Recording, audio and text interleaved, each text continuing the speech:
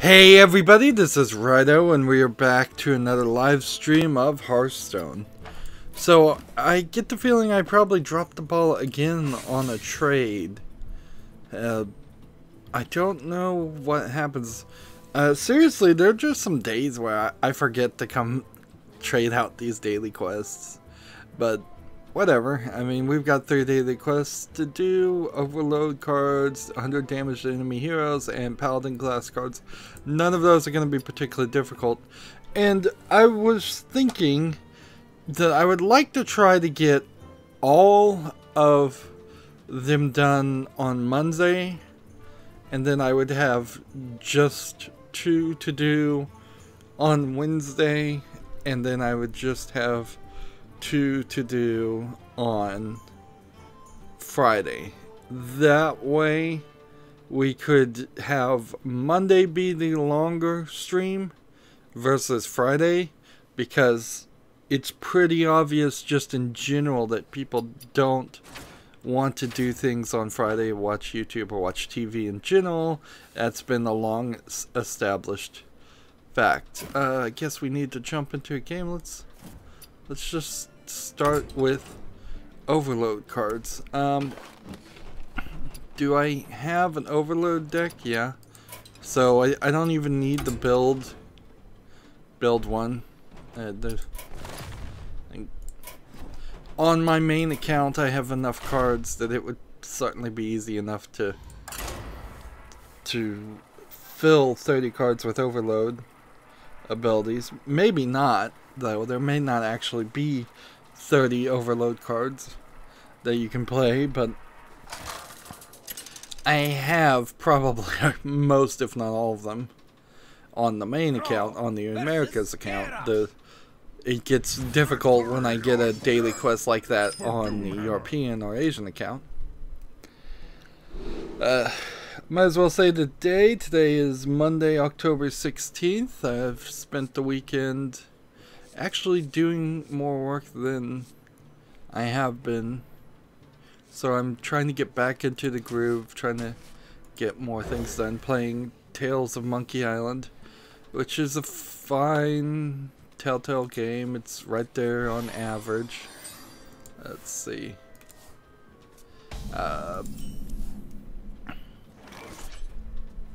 We did the experimental stream of music playing last stream, I believe, and that did not work at all. It played, roughly speaking, it played 18 songs from Monster Cat.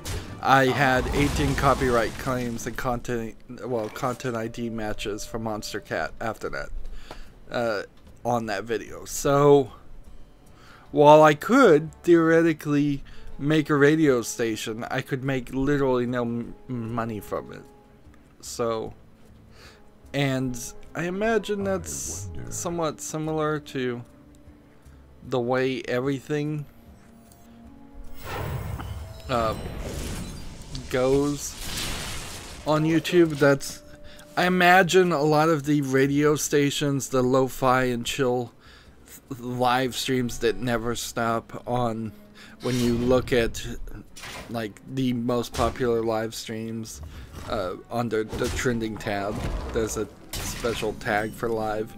I imagine what's happening is a lot of those actually are getting content ID'd and claimed, and the people don't care.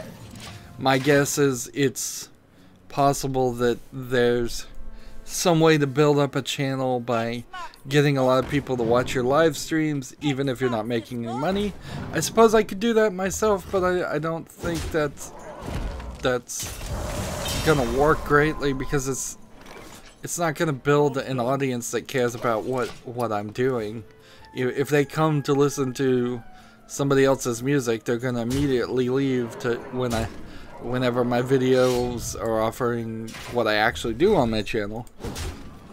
So I don't see any reason that we would ever do that stream again. On top of that, it didn't seem like anybody really liked it. It's hard to tell. Like, still, we are in this position where there's a very loud minority of people that come on the chat that that will talk, and then there is a majority of people that don't get on the chat and their voices never get heard. I mean, that is depicted pretty well, because on Friday basically had to ban one person and time out another, and then 2 other people immediately subscribed. So the balance, I suppose, is maintained.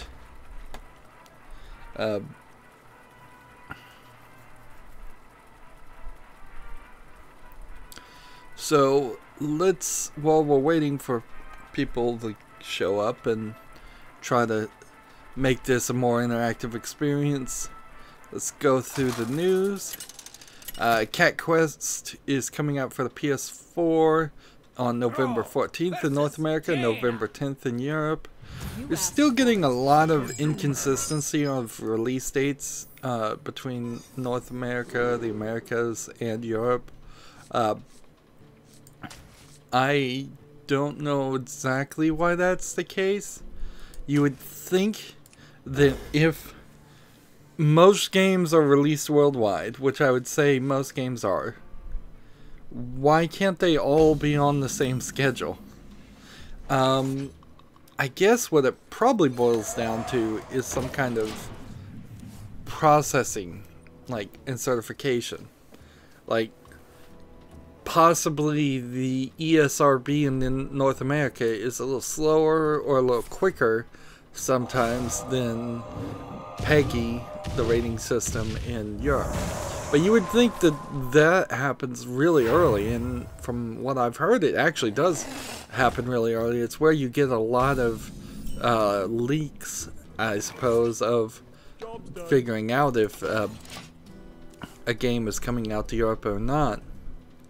So it just seems like a scheduling issue that could easily be fixed.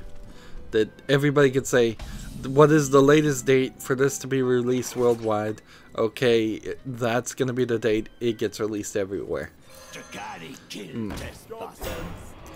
It could be also an advertisement thing, though. It could be that, like, a single Twitter account wants to focus on the Americas release, and then they want to stretch it out for another advertisement for the next week. I bet it is. I bet it is 100% them trying to make one announcement, 3 different announcements, by releasing on slightly different days. And I'm sure they don't really care if North America people get a game 4 days earlier or 4 days later.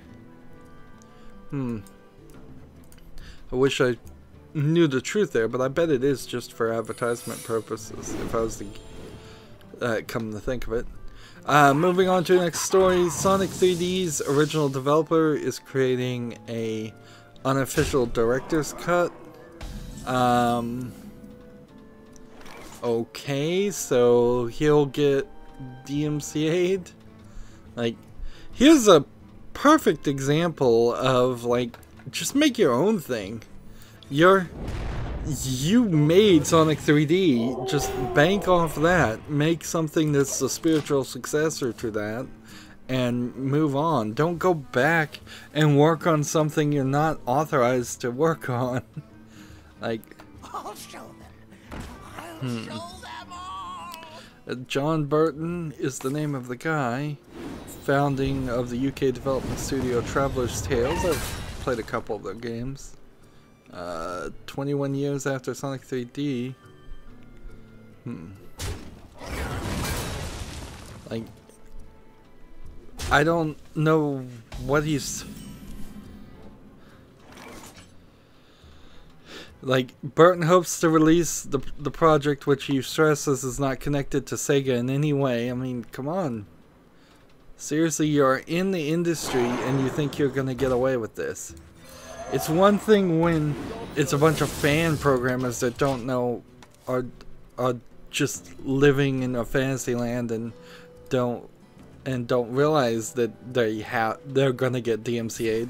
It's another thing when you worked in the industry, it seems, for 21 years, and you think you can get away with making a fan version of your game. It's like, nope, it doesn't work that way. Gosh, it's just ridiculousness. It really is. Make a new game. Like, sell it as something different. And I bet maybe that is the trick here, is that this actually is an attempt to advertise some other game, and he's just labeling it as a director's cut. But I don't think that would work too, because then you're just going to disappoint the audience. Who's this? Here's an advertisement article from PC Gamer. Fading Skies looks like a modern Jak and Daxter with pet dragons. And this nicely animated elf girl with a pet dragon on her arm that I think magically disappears and then shows up in larger form further away, or you're fighting. Let's see. And here's some footage of her doing magical triple jumps in the air and then dash and running against the wall. All rather intriguing things.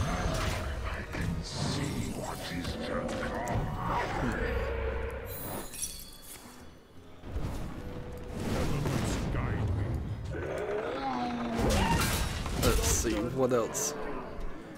Here's her using her pet dragon to morph together and allowing her to fly. Yeah, alright. You know what? This advertisement is putting a good foot forward. But her name apparently is Ryn, R-Y-N. Do we have any real details? Or is this just an advertisement? They mention Yooka-Laylee, which kind of failed, and Hat in Time, which is rather popular right now and I think succeeding.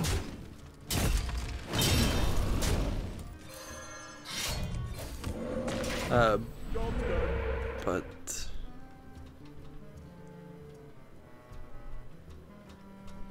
like this whole article is part of something the PC Gamer calls the Indie GIF Showcase. We dig up the best looking upcoming indie games and explore what makes them special. Are you a developer who wants to submit? Use this form. So this is literally developer submitted content with little to no curation.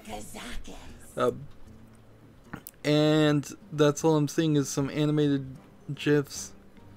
And there's no news here. This is not news to the max. They've shown some pretty pictures. They've gotten some buzz. But they've given you no release date, no expected release date. Is this game gonna expected to be done in 2018, 2017, 2019, 2020? Is this a 2025, 2030 game? How ambitious is this? How many players are this? What systems are you targeting? Honestly, everything that's being shown here, while very pretty, couldn't not even be run in engine. Like, even though I'm watching somebody wall run and double jump and dash, that could just be animated. There could just be a very ambitious animator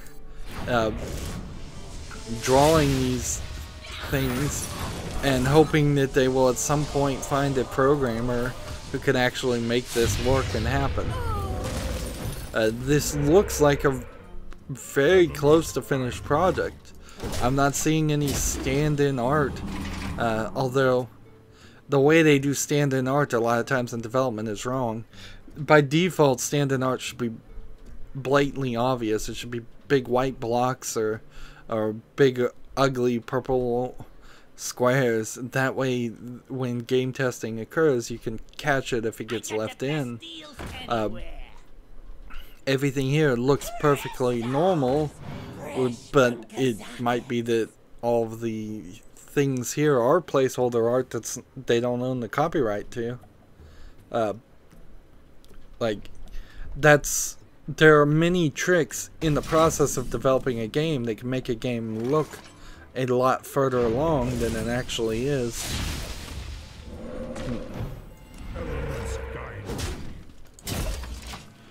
And the flying section, again, could just be an animated cutscene. And the first GIF almost certainly is an animated cutscene. That being said, Fading Skies does look interesting. It's just, it's not really news. Because there's no facts at all. Let's see. Well, this article has nothing to do with video games, so we can skip that one. H1Z1 now is called H1Z1 King of the Kill is now just called H1Z1, which is to say that that it's just now adopting the name it's been called for a very long time now. Nobody was saying H1Z1 King of the Kill. Kind of in the same way that people more often than not will just want to call PlayerUnknown Battlegrounds instead of the PlayerUnknown part. It's just shortening of the title. And then apparently there's an H1Z1 annual invitational tournament happening October 20th through 22nd at TwitchCon 2017. And there we are with one daily quest done. And we're 25% done with the other. So the only other thing to do is play Paladin class cards. Which, why not? Let's just see if there's enough Paladin class cards in this deck. Or we'll go make another one. Let's see. Moving on.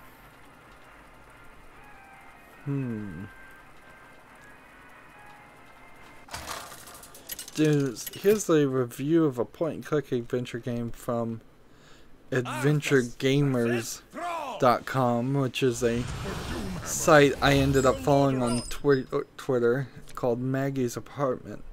And looking at the art, it looks very similar to the art style of Courage the Cowardly Dog, if anybody remembers that rather old cartoon. But I don't think it has anything to do with that. It's just that was a striking thing. And it's a 2-page article, all text. Man, that is this. As much as I hate bigger sites for cramming in ads and having tons of pictures, looking at a 2-page article that really is just text is actually still very, very ugly. Yeah, this deck is not gonna work. Like, it is just not gonna work for what my goal is, so we'll have to change out. Do they even have a link to the game? That's the real problem. I guess I should just stop reading this place because, like, I don't even think that this game is on Steam. Reporting for duty. So Give it a shot. yeah, that doesn't really help anything. If it's a lot of point-and-click adventure games come out on like itch.io or other sites, or just straight from website developers, and if it's not on Steam, then I really don't have any interest in it at this point in my life, because it's just going to be too much of a mess. And Winter is here. I've just want to keep things organized. There was something else I was gonna say there, but I don't even remember. Like, I have so many games, it's easy to miss a few. It's really easy to skip a few if they can't make it to Steam. And while Steam doesn't really curate its collection of games available for sale, it is still a slightly curating factor in that, at the very least, it costs $100 per submission to get your game on Steam.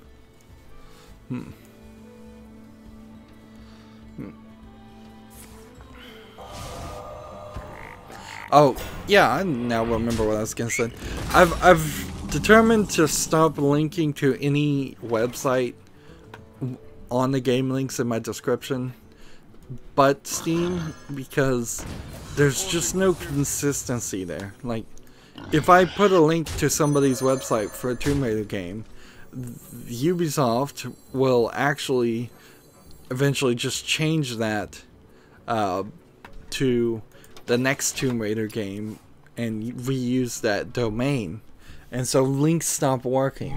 Whereas Steam is pretty consistent that even if a game gets banned, kicked off their site, there still is a link that will at the very least not go to a different game. It will take you to either a page that says this game is no longer available, or it will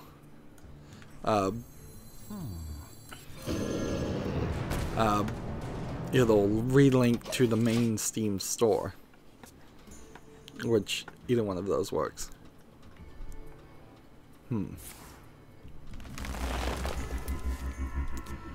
So the 25-year-old series of Rydo, R-A-I-D-N, is a top-down shooter scrolling up to the top of the screen, bullet hell shooter type game. Most people probably know it. There's a Raiden 5 Director's Cut that was an Xbox One exclusive last year, and now it's coming to PC. I've always really wanted to get into games like that, but it never really worked. Like,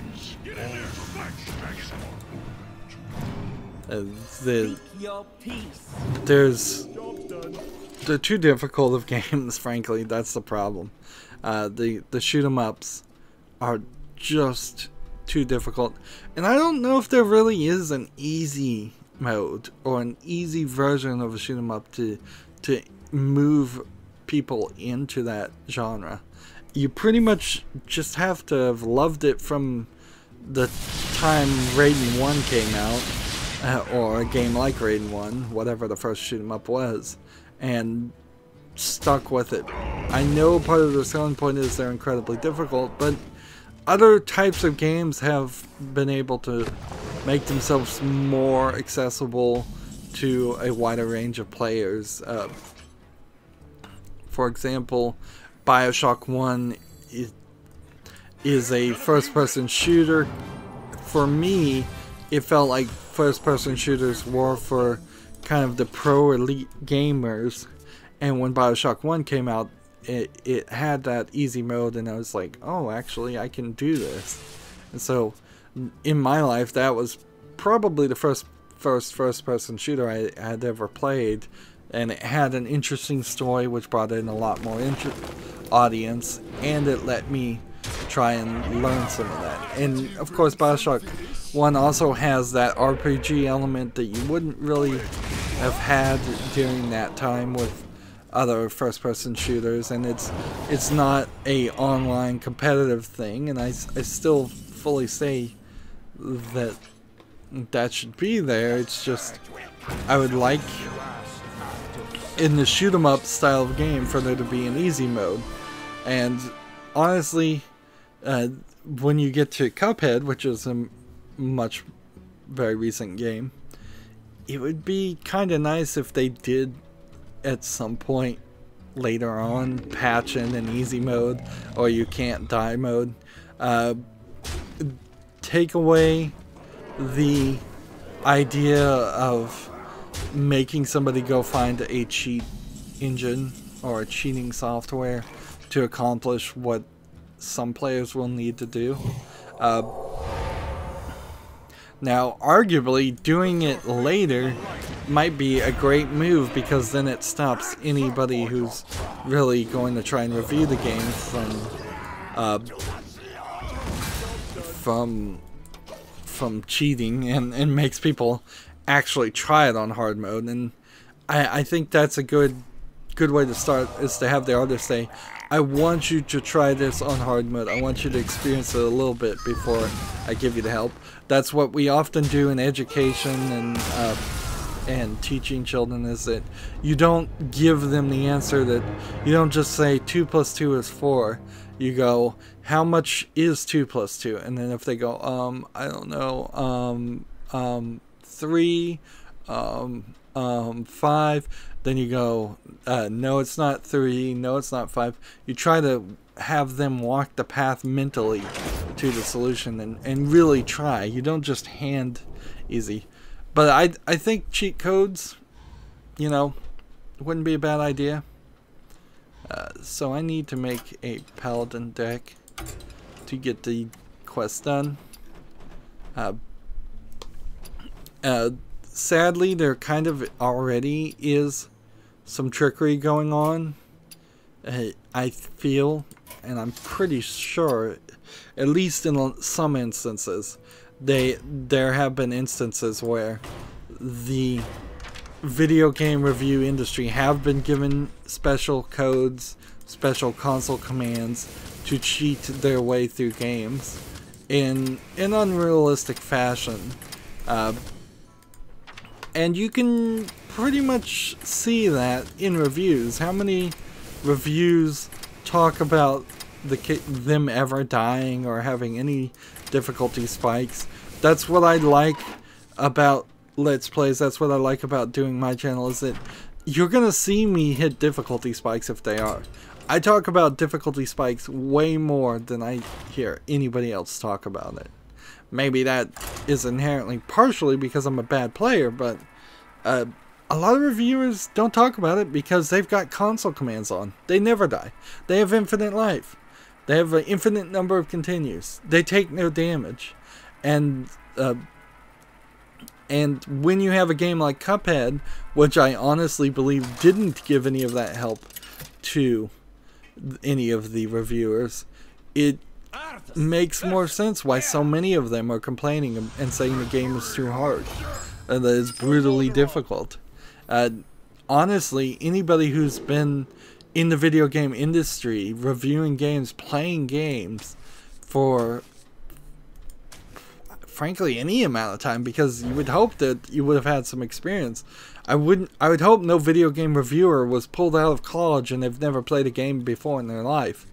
I would hope that they would have 10, 20, 30 years of experience on day one of being a video game reviewer, of playing games and having some average or better level of skill.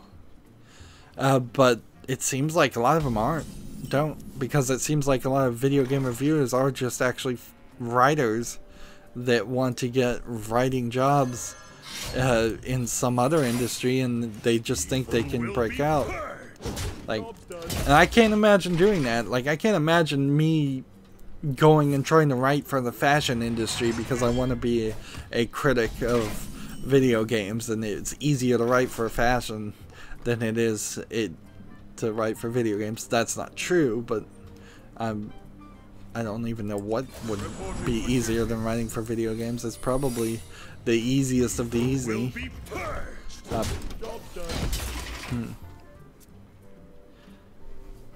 But that's getting into a bit of a rant, and we'll try to avoid rants. So Raiden 5 Director's Cut is on Steam and Good Old Games and is for $30. And if anybody knows of a shoot 'em up top-down game like Raiden that has an easy mode, or maybe Rydo does and I just don't know about it, then I would be appreciative if somebody comments and lets me know about something that I could try to work my way in there. I probably need about 5 shoot 'em up games that go from super easy that a preschool kid could play down all the way up to this is a really tough one. I think probably the arthritis in my hands too will be a major factor. Like, I kind of need controller support. I kind of need it to not get super crazy. I kind of need to not have to hold down triggers or push buttons constantly. So I'm really asking a lot to try to get into that, into shoot 'em ups, but also I feel like shoot 'em ups have not done a lot to include new players. Let's see, what does this one do? 1, 2. So if I do this, and do this.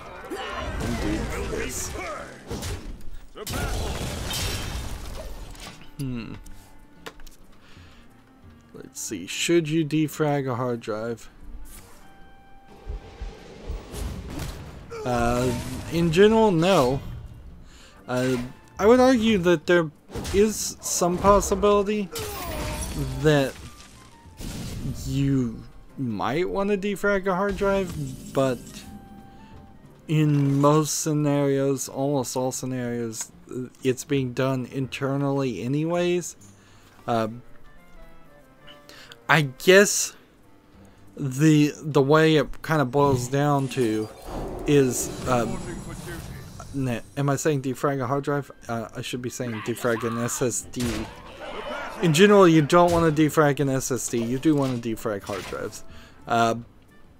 If you didn't care about prematurely killing your SSD and you needed the files to be accessed as fast as possible, then you still probably would want to defrag an SSD.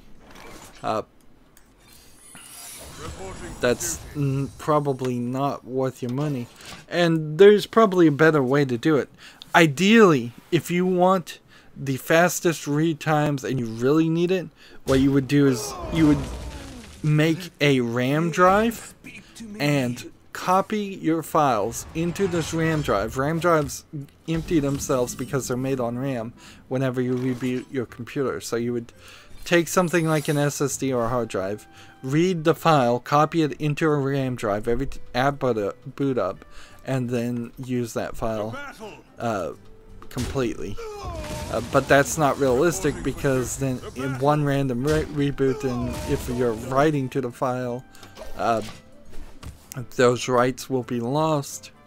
The other thing you could do is simply move up to an M2 drive that is just faster connections, the M2 PCI Express connector.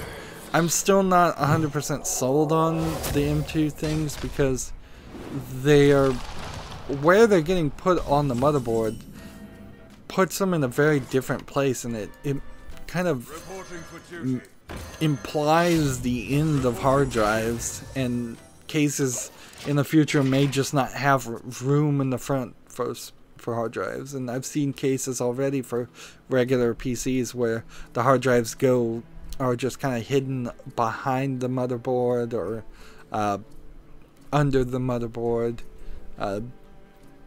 and thus the entire depth of the motherboard of the computer case is just smaller. If you're only going to put 1 or 2 M2 drives on your computer, and that's all the storage you really need, then you may have a much smaller computer. But I also don't like the position that they are being put in, because they also are getting hidden under video cards. So we're going to have this rush of people that are going to have to take out their video card to change their M2 hard drive for really no reason, and potentially break something while taking things apart. But I figured they'll eventually figure out a way. Like, ideally, you would want a bunch of M2 connectors that were sticking straight up, but I bet the standard doesn't allow for that. I bet it has to lay close to the board. And look at this, we just need to play a few more Paladin cards and we'll be done with this. Moving on with the news, Fate Grand Order VR is coming out for free December 6th in Japan. What is it? Man, these Gametsu articles, it's for the PlayStation, and there's one picture and it looks like it's a fighting game, but it might be a card fighting game. Here's a link to the trailer. Nope, it's not. What is this? It looks like it's literally just a watch scenes game. That's what it looks like.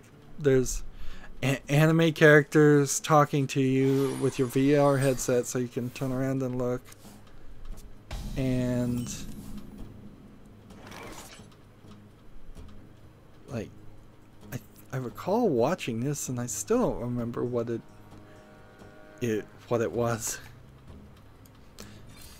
Reporting for duty. And the anime girl is changed into a very revealing outfit. And then I see some card game playing. And then I see her bouncing on a ball and exercising. What is this game? It's nothing, obviously.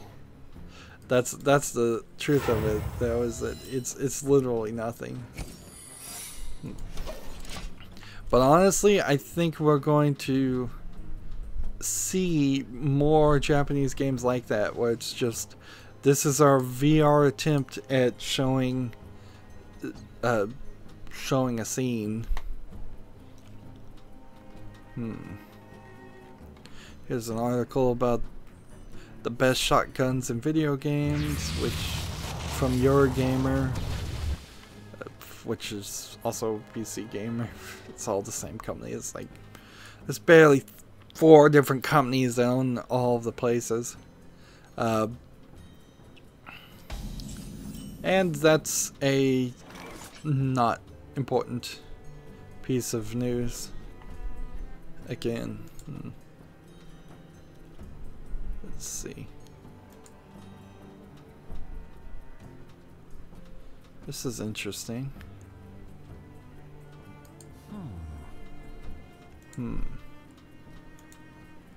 Sorry, I'm supposed to be playing too.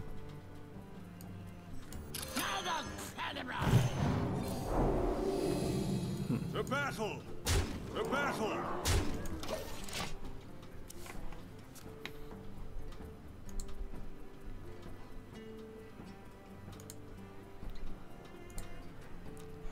So I use an app plugin on my Chrome browser called HTTPS Everywhere that is supposed to bring you to the HTTPS version, the secure encrypted version of a web page. But apparently Eurogamer in particular does not have an HTTPS connection, which is highly unbelievable. No, it just redirects you right back to the unsecure version. So either there's something wrong with their website right now, or they are running the least secure website that I have seen in a long time. Like, it's pretty ubiquitous that every website does secure connection. But you know,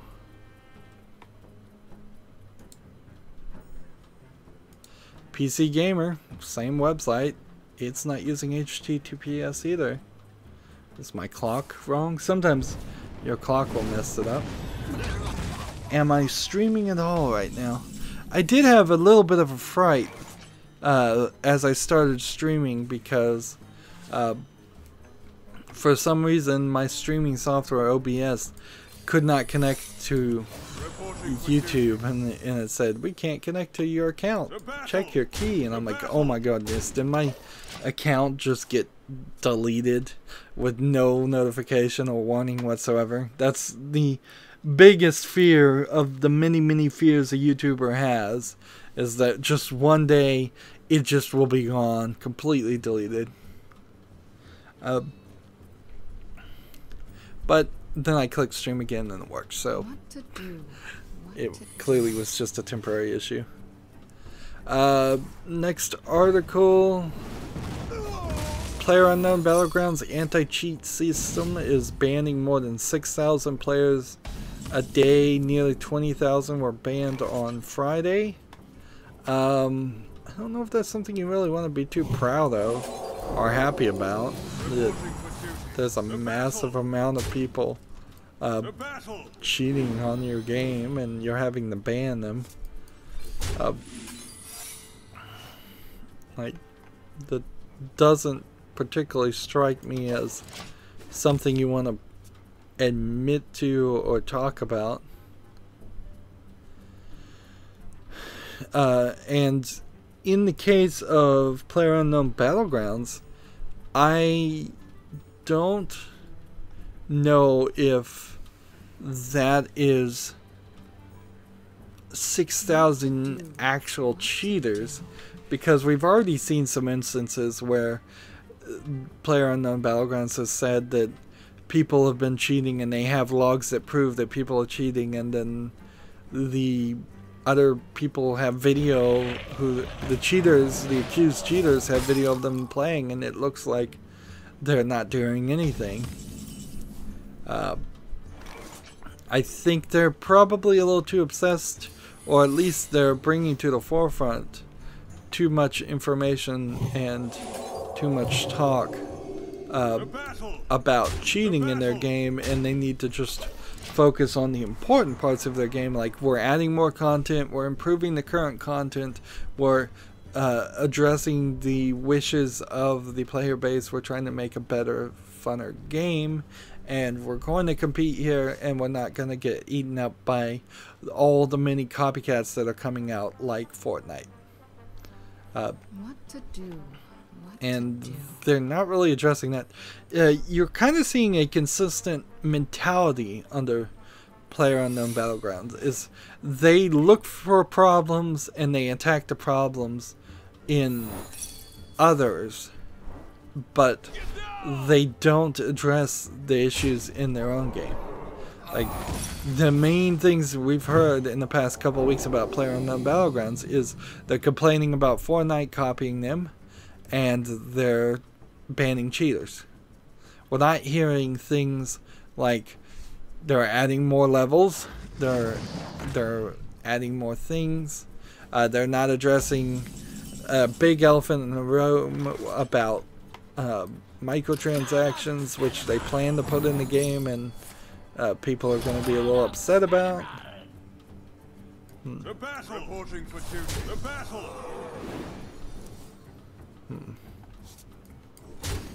The battle. So, like, focus inward, I would say. That is good advice for most people, honestly, is just focus inward and improve upon yourself instead of focusing outward and trying to improve on other people. It's really the only way to do this. There's a Dungeon Keeper-esque game called Dungeons 2 and Dungeons 3, although Dungeons 1 isn't very much Dungeon Keeper-esque, so like, it would be very weird to play these games. I probably will want to get around to them eventually. But Dungeons 3 is now out, and it is kind of going back to being a dungeon keeper like a game, which is, I think, all I ever wanted in that style of game. I'm watching the trailer right now. It does look like a dungeon keeper style game. The thing that was fun about Dungeon Keeper, of course, is the writing and the mentality there. And if you don't have that right, you're not going to. It's not going to be fun. But Dungeons 3 looks like it might have it right. There's also War for the Overlord or something like that is also trying to be a Dungeon Keeper game. However, Dungeons 3 is coming out for PC, Xbox, and PlayStation 4.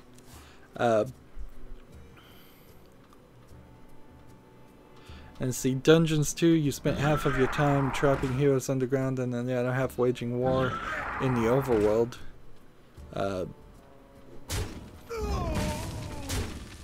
Like, the whole thing about Dungeon Keeper 2, when it came out many years ago, was it ended with you going to the surface and it stopped being about keeping dungeons, so they really couldn't go any further with the series. They painted themselves into a corner.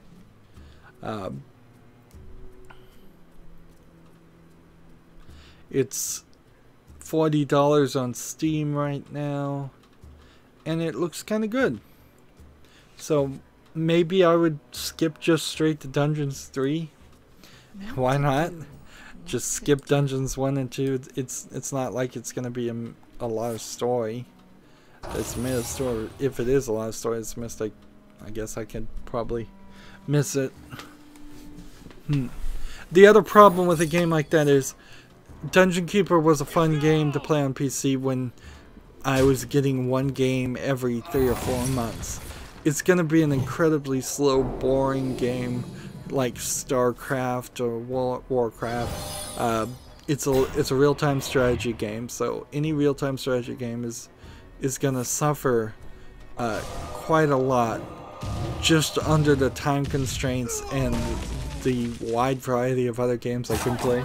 And I definitely feel that. Like, there's been recently a lot of games that I've just played for a short amount of time and said, you know what, I don't want to continue playing this. This is taking too long. It's not fun enough for my time now. Like, I was trying to play a game, I think it was called Arion, Legacy of the Koryo Dan, and it was really interesting graphically, but in like 3 hours of gameplay, I spent 18 minutes in actual combat in the game mechanic, and the rest of it is just dialogue on top of dialogue on top of dialogue, and it really felt like it wanted to be a cartoon. It looked like a Dragon Ball Z type ripoff of a cartoon, and I'm like, go make a cartoon with this and I'll watch it, but don't make me play through this and have to read all of the text out loud, because that's a killer on YouTube. It's a killer in general. Like, even if I wasn't streaming to YouTube, I would probably skip a significant amount of dialogue in most games. Is this guy gonna keep me alive? I guess that works fine for me too. Next story, Blaze Blue Cross Tag Battle launches for the PS4, Switch, and PC in 2018, and they're adding a bunch of characters. This is a Blaze Blue game, so it's a fighter game.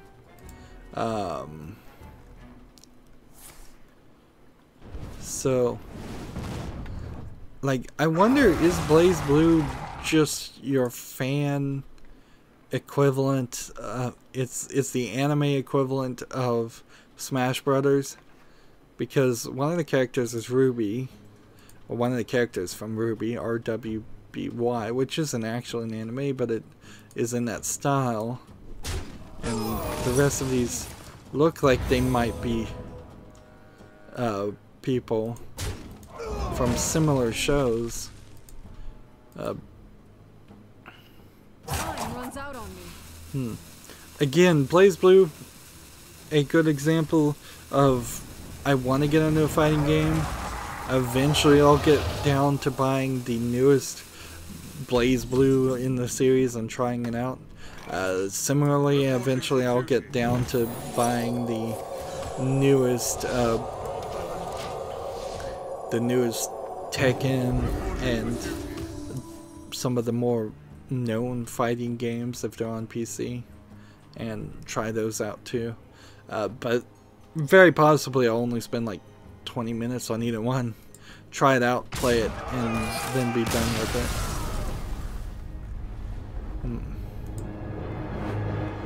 And I still have a decent amount of news and kind of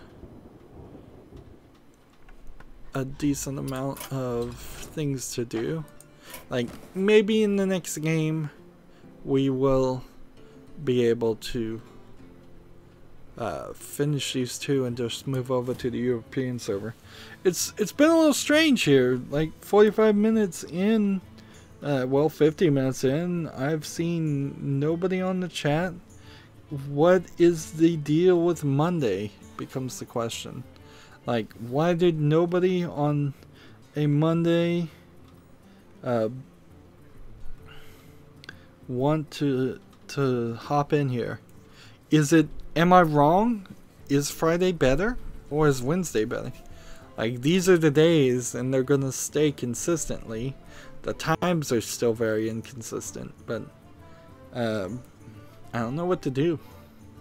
I don't know how to improve here, because I don't know what the viewing habits are of my audience, and I don't know what my audience is because it's still growing very much.